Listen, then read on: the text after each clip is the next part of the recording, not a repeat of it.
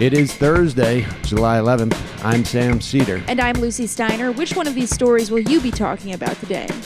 Nancy Pelosi tells progressive Democrats to stop whining about party grievances on Twitter a few days after she was whining about them in the New York Times. Meanwhile, Immigration and Customs Enforcement opens 3 new privately run detention centers after Congress explicitly told them not to. And lastly, President Trump's big 4th of July salute to himself has bankrupted a fund used to protect Washington, D.C.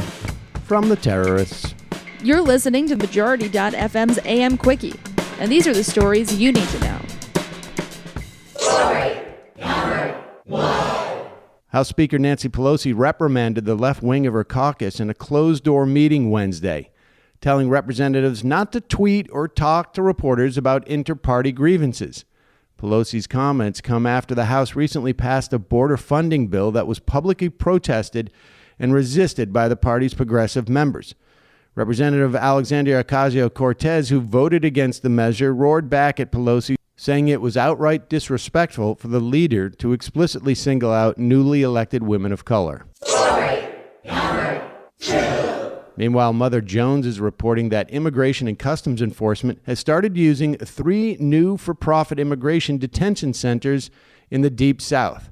This despite Congress's explicitly ordering ICE in February to detain fewer people.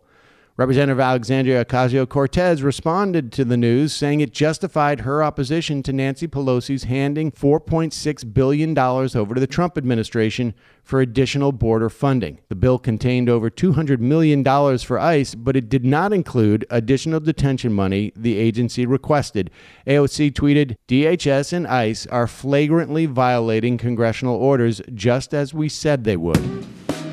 Majority.fm's AM Quickie is fueled by justcoffee.coop. Just Coffee is a worker-owned coffee roaster based in Madison, Wisconsin that has sponsored the Majority Report for nearly a decade. Check out their collection of fair trade roasts, including our own Majority Report blend.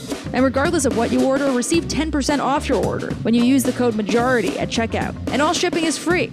That's coupon code MAJORITY at justcoffee.coop. Story number 3.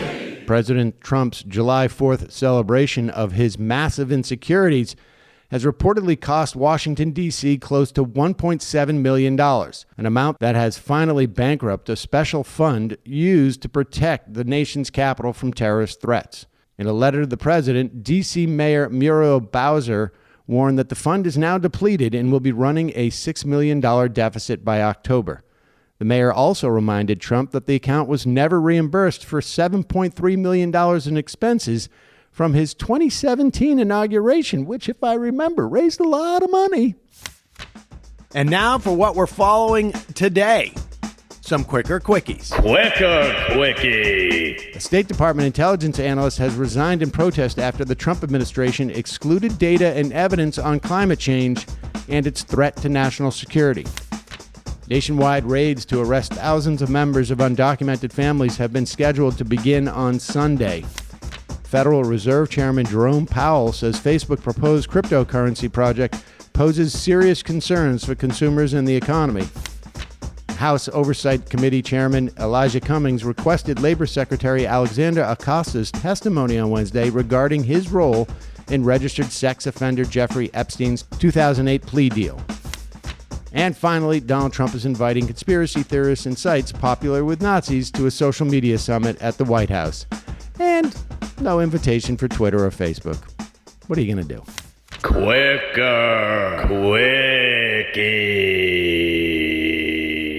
That's it, folks. Thanks for listening to the Majority.fm's AM Quickie.